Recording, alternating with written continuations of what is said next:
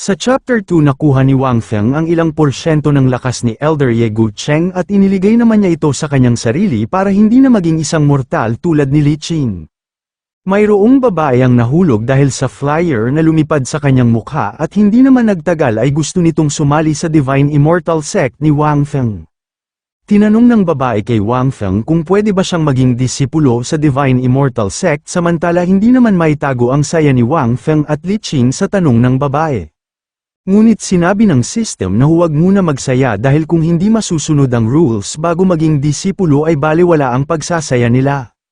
Kaya ibinuka ni Wang Feng ang kanyang palad at humingi ng voluntaryong halaga upang maging disipulo ng Divine Immortal Sect bilang pangunahing patakaran.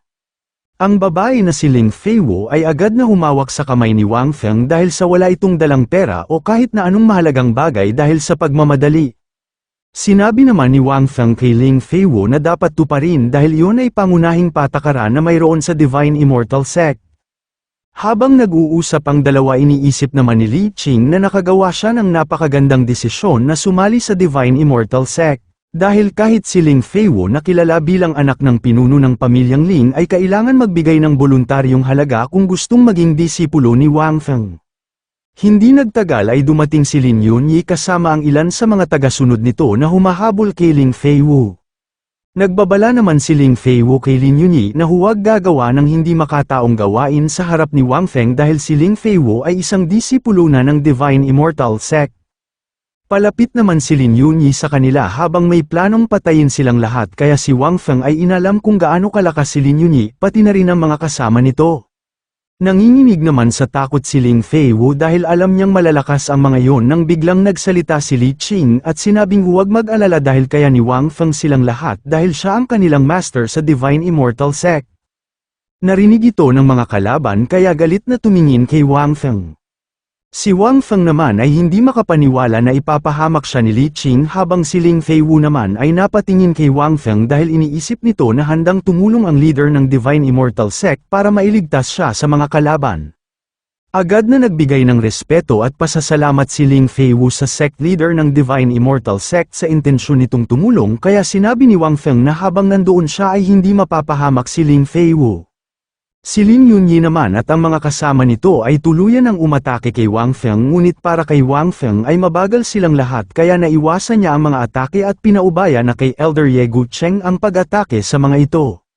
Mabibilis at hindi madepensahan ang bawat pag-atake ni Elder Ye Gucheng kaya sa ilang saglit lang ay napatay niya ang lahat ng kasama ni Lin Yunyi hanggang si Lin Yunyi na lang ang matira. Takot na takot at hindi lubos maisip ni Lin Yunyi kung bakit naroroon sa lugar si Elder Ye Gucheng na kayang matalo sa ilang segundo lang ang 5 malalakas na Profound General Realm. Alam ni Lin Yunyi na hindi niya matatalo si Elder Ye Gucheng kaya nakiusap na lang siya na huwag siyang patayin ni Wang Feng.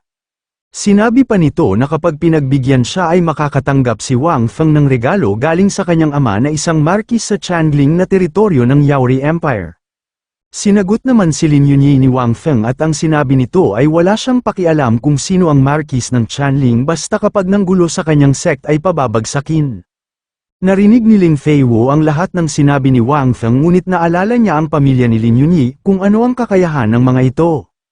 Ang pamilyang Ling ay halos walang katapat sa buong Yaori Empire dahil ang namumuno sa kanila ay ang ama ni Lin Yunyi na may malakas na kultibasyon sa nobility realm at may mga malalakas na sundalo na aabot sa 500.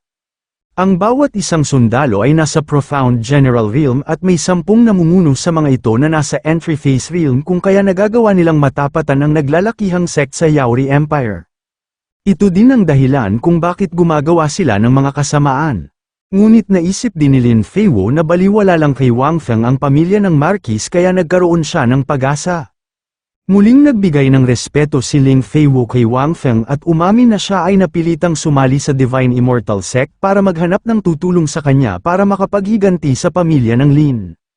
Sinabi niya kay Wang Feng na noong nagsasanay siya ay nakilala nito si Lin Yunyi at mula noon ay gusto na siyang halayin ni Lin Yunyi at ginawa niya ang lahat ng magagawa para lang makatakas. Hindi akalain ni Ling Feiwo na hindi pa doon natatapos ang kasamaan ni Lin Yunyi kaya sa pag-uwi niya ay nakita nito ang buong pamilya ng Ling ay wala ng buhay. Hindi mapigil ang pag-iyak ni Ling Feiwu habang tumatakas kay Lin Yunyi hanggang sa makapunta siya sa lugar kung nasaan ang Divine Immortal Sect at nakilala ni Ling Feiwu si Wang Feng. Sinabi naman ni Wang Feng na huwag na mag-alala si Ling Feiwu dahil disipuluman o hindi ay sila na ang baalang mag-ayos sa problema niya.